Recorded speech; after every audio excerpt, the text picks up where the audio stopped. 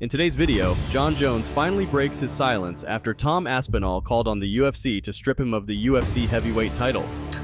I think Jon Jones should be stripped of the title, to be honest. And also witnessed Tom Aspinall's unexpected apology to Jon Jones. Very sad situation, very upset. But that's not all.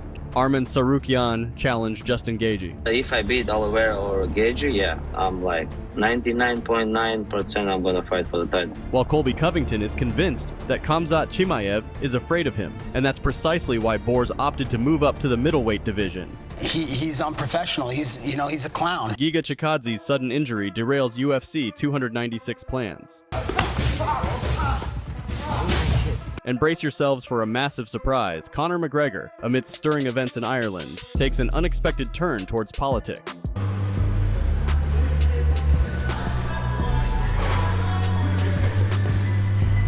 So let's start in order. However, I have a small request. Please don't forget to like and subscribe to the channel. We're soon reaching 70,000 subscribers, and for that, we express our heartfelt gratitude to all of you.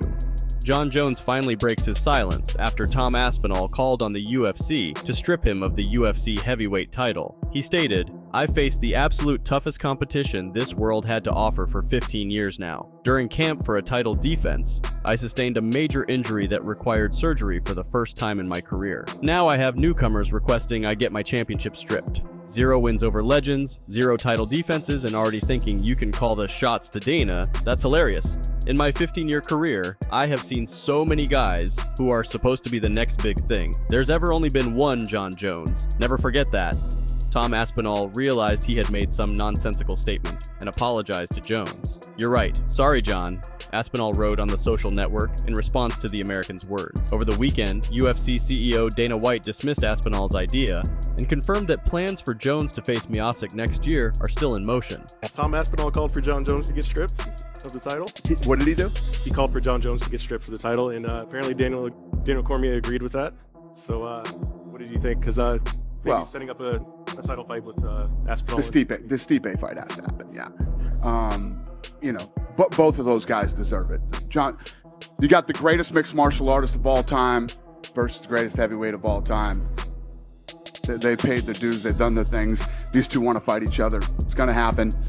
Whoever wins, we'll see what they decide to do after that, and then we'll go from there. Let's see how Jon heals. Let's see how he looks when he comes back from this injury. It's so good. I mean, you can doubt him, you can this, you can that, you can not like him. The guy's never lost a fight. Despite Aspinall's impressive 7-1 UFC record with all wins by knockout or submission, it seems he is far from matching Jones's illustrious career. Jones maintains an almost pristine record, save for a disqualification loss to Matt Hamill in 2009. Remarkably, he has conquered 8 former UFC champions, cementing his status as a true icon in the sport. Without directly addressing Aspinall, Jones recently used social media to reaffirm his unparalleled legacy, emphatically stating, "In my 15-year career, there has only ever been one Jon Jones. Never forget that." And whether anyone likes it or not, I have to admit that Jones is right. We've witnessed numerous exceptional fighters, but Jon Jones stands apart. He's the true GOAT. What are your thoughts on this? Share your opinions in the comments section below. If the UFC decides to organize a title fight between Islam Makhachev and Charles Oliveira, Russian lightweight Arman Tsarukyan is ready to claim the BMF title owned by American.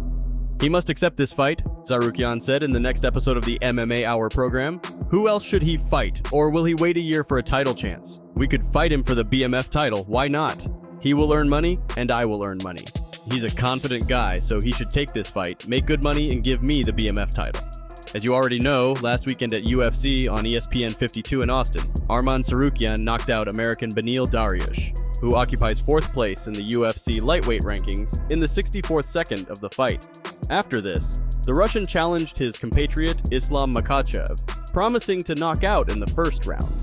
I always thinking the best case scenario, and I feel like I can knock him out in the 3rd round. Dan Hooker said that Islam Makhachev is afraid of Arman Tsarukyan and will refuse a rematch with him. I guarantee he'll retire. He'll retire by the time Arman gets there for sure. Why? Why do you say that? Too risky. There's too much risk. There's too many other easier fights out there. You'd rather fight. there's easier fights out there. Hooker's not alone in this opinion, and also, many fans are sure of this. But what do you think? Will Makhachev be afraid to meet Arman? Write your thoughts in comments. UFC welterweight title challenger Colby Covington claims that the delay in his return to the octagon was not his fault, but rather due to potential opponents declining to fight him. Specifically, Colby firmly believes that Chimaev is afraid of facing him, which prompted Chimaev's decision to move up to the middleweight division. They were looking to set up our fight with Khamzat Chimaev, but he's a clown, unprofessional, and he evaded facing me by moving to middleweight, stated in an interview with ESPN. It's frustrating because this situation significantly postponed my return. Covington is set to vie for the UFC welterweight title against Briton Leon Edwards on December 16th at UFC 296 in Las Vegas. As per the Chechen fighter, he plans to undergo surgery within the next 2 weeks, aiming to return for the milestone UFC 300 event. I'm gonna do surgery, operation in 1-2 weeks. After that, to recovery, come back, smash somebody. Additionally, Giga Chikadze, ranked 8th in the UFC featherweight division, sustained an injury and withdrew from the UFC 296 tournament where he was scheduled to face the 6th-ranked Josh Emmett. In August of this year, Giga Chikadze steered his career back to success with a unanimous decision victory against Alex Caceres. Before this win, the 35-year-old Georgian fighter experienced his initial UFC defeat, enduring a 5-round unanimous decision loss to Calvin Kattar, thereby ending a streak of 7 victories in the organization, so wishing Giga a swift and full recovery. Conor McGregor is about to change his type of activity. Apparently, events in Ireland made Conor think about politics.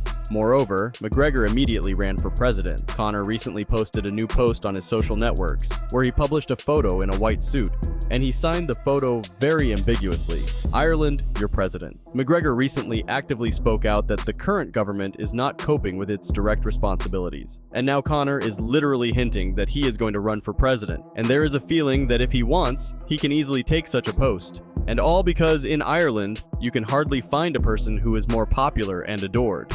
And McGregor understands perfectly well that he is capable of defeating any opponent in the presidential election using his name. He will definitely receive sufficient support from fans of his talent, and if he really approaches the issue responsibly, works for the benefit of society, and presents a program for the development of the country, then it is quite possible that he will become the next president of Ireland. But the main question is being asked, why does he need this? Of course he doesn't need this. But what are your thoughts on all of this? Share them in the comments below. I know everybody was looking for a fight announcement. Trust me, I wish I had that as well, but nothing there yet, but it's going to happen. So that's all for today. If you liked the video, don't forget to like and subscribe to the channel. Thank you in advance.